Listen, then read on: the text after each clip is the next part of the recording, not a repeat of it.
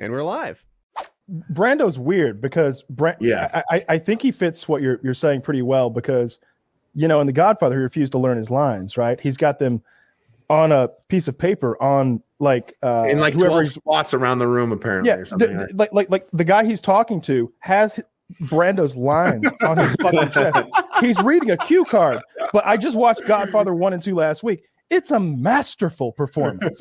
It's incredible. It's one of the best performances. Yeah. It's a top 10 performance ever. He's so good when he's explaining to that guy who comes in and wants the man's daughter has been beaten and attempted raped, and he's begging the Godfather to give him justice. Give me justice, Godfather. And he's like, you never once invited me to your house for coffee. You come here, you ask me to do murder for you, and you don't even think to call me Godfather. You don't come to me as a friend. You come to me to hire a murderer to do murder. This I will not do. And it's so fucking good. I need to rewatch this. It's so good. I love Godfather 1 and 2. Rewatch it too. My favorite movies. I think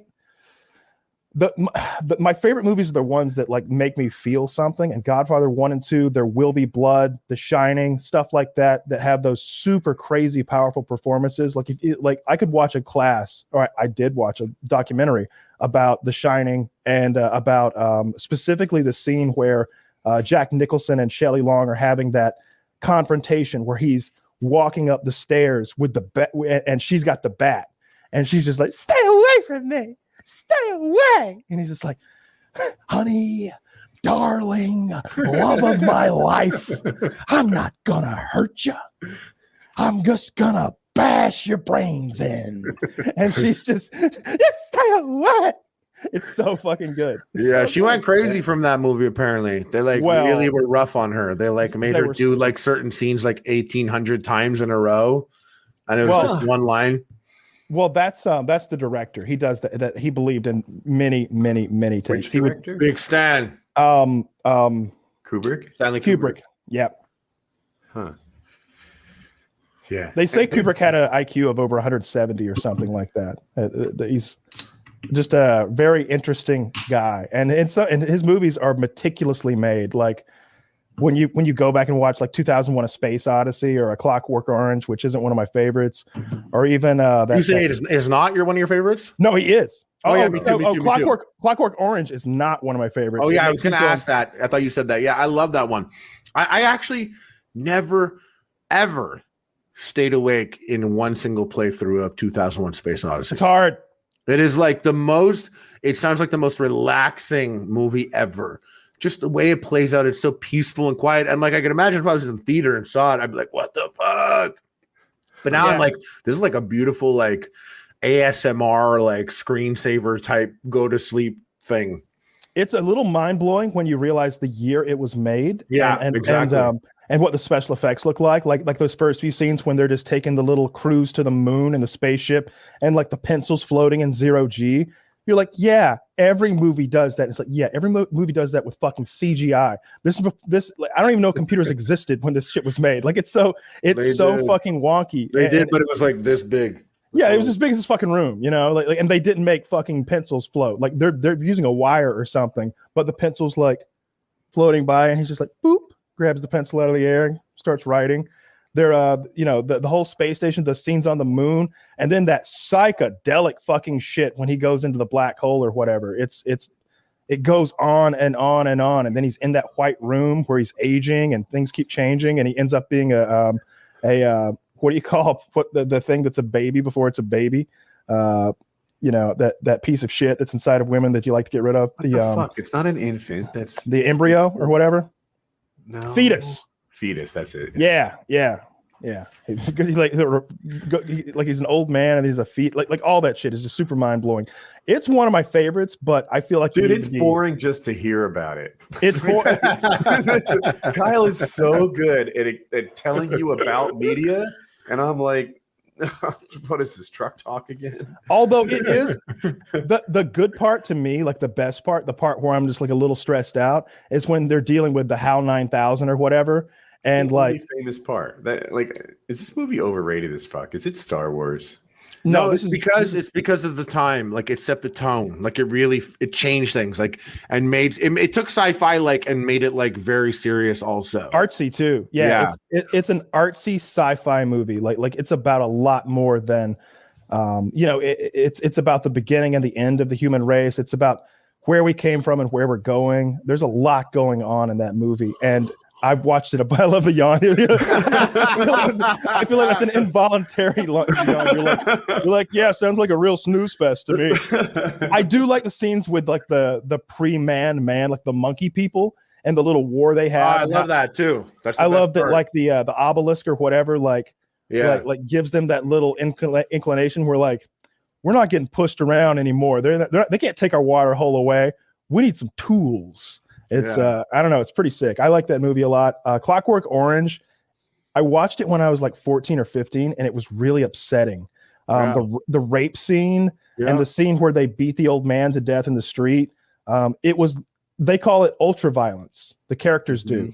And ultra violence was too violent for 14 or 15-year-old me. It was a little disturbing. I didn't need to, like, they're singing.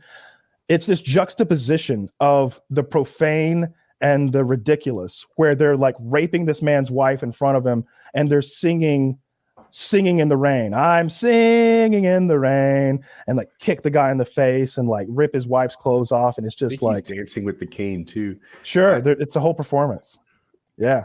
It was hard to, like you said, the juxtaposition of the sort of joyous and the evil. But then like the reprogramming part of that movie was kind of dull. It's like something you had to endure to see how it ends. I like Clockwork Orange. I just don't know why it was considered one of the best ever. I don't rewatch that one. I rewatch Shining on a regular basis. I rewatch 2001 on a regular basis. I actually like the one with Tom Cruise and Nicole Kidman with the sex club craziness. That one's kind of wild. What are your favorite movies? Number one favorite movie? My number one is The Shining. I feel like that's just like, not only do I think it's just a perfect film, the way it's made, and I love that it's a Stephen King adaptation where he tells Stephen King to suck his own dick because he's making his own movie. Right off the bat, there's that scene where there's a VW bug crashed on the side of the road, and like clearly the people in it are dead. That's his way of right at the beginning being like, yeah, I know what you wrote, Stephen. I'm making my own film, because in the book, the family rides up to the Overlook or the Overreach Hotel, whatever it is, in a VW bug. Right off the bat, he's saying, "I'm killing your story. I'm making my own fucking story." And it just there's a lot of changes in the narrative, but I think Nicholson's performance is really good, and there's so much like going on like right in front of the camera that people don't ever see. Like I think there's a lot of film theories about that. The one that I buy into the most is that Jack Nicholson is molesting his son, and that he is feeling a lot of shame about that. And that's what's going on. Like Nicholson is clearly like a closeted homosexual and most likely a pedophile in that movie. There's even a scene where like he's sitting waiting on his interview to be the caretaker. He's reading a Playgirl magazine sitting in a lobby. And like, you've really got to like pause the film and be like, wait a goddamn minute. Why is he reading Playgirl in a lobby full of people? It's clear that Kubrick was like, your character is reading a Playgirl magazine. Here you go. Take this. And he's like, why?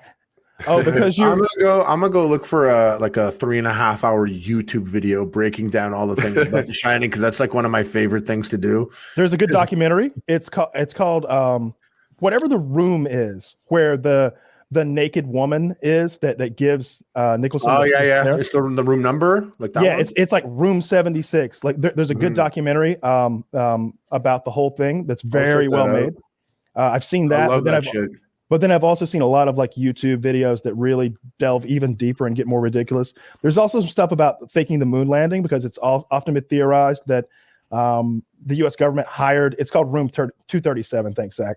It's often been theorized that if the United States did fake the moon landing, how would they do that? Like I believe that we've got like rocket scientists who might be able to get us to the moon, but I just don't think we got too many masterful filmmakers who could like make the footage that was broadcast. So the theory is that maybe they hired Kubrick to do that for them, and then he was sworn to secrecy or threatened to secrecy in some way, and that there are little clues within The Shining where he's like, hey, look at this. Yeah. Notice Danny's got a little Apollo 11 fucking or whatever it is, like rocket ship on his chest. No, notice that the guy that hires Nicholson looks just like Kennedy, and he's got the American flag on his desk. You notice that window behind him leads to nowhere. If you pay attention to the route that we took, that's an impossible window. It cannot exist within a 3-dimensional space. It has to be like a video game window, like Portal. There's a lot of crazy shit going on in that movie. It's wild. Harley, what's your favorite movie? You asked. Terminator 2. It's up there for me. It's up there. Dun, dun, dun, dun, dun. I fucking Terminator love 2. Yeah, I saw Terminator 2 in the theaters when I was 5, and it changed my life. Yeah. Like, it was the first movie I ever saw in movie theaters, and I came out like, which is annoying because you're like, yo, this is how movies are? What? And then you realize, no, that's like literally like it should be like in everyone's top 10. Like, movies are not like that. Like, no other movie made in 1992 is holding up just as well today. And there isn't anything wrong with that movie that doesn't hold up. There's not even, to me, there's no lull in it or anything. I loved it. Yeah, it's such a great movie. It is a good movie. It's so hilarious. It's so good. It's so iconic. The special effects hold up so fucking well. Not only like the trick, not only the camera trickery and the CGI. The stuff that's in the lens and the stuff that's CGI are both excellent. Like even when you've got the Terminator 2 that's like melding and like turning into its like liquid metal form, it still looks just fine. And when you've got there's this one scene where it's actually a deleted scene, but I've seen it, where Linda Hamilton is working on Schwarzenegger, like in a mirror in a shop after he's been kind of busted up a little.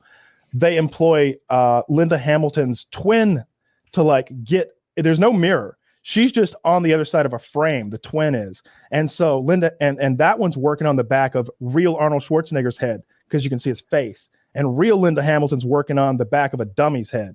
And because she's like reaching in and like pulling shit out, you know. I know exactly the scene. Very smart. Yeah. That's sick. And then there's a scene, of course, where like Robert Patrick's character, the Terminator 2, takes the form of Linda Hamilton to lure John Connor, and then the real Linda Hamilton comes out. She's like, "Get away from him!" and like start shooting him and stuff. That's also Linda Hamilton's twin. So they use 2 sets of twins in that movie when you include the prison guard earlier on at the mental hospital. Huh. That's great.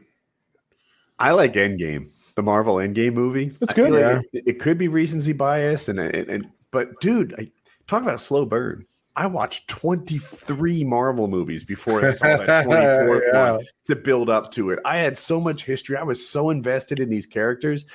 And there were all these moments where like there was payoff after payoff after payoff. So many payoffs in the theater that were literally like 10 years coming. The crowd was cheering when like, more than once. You know, there was the hammer scene, there was the on your left scene, there was the I'm inspired right now. Like, I like that. No, it's true. It's amazing. I loved it. I love that movie.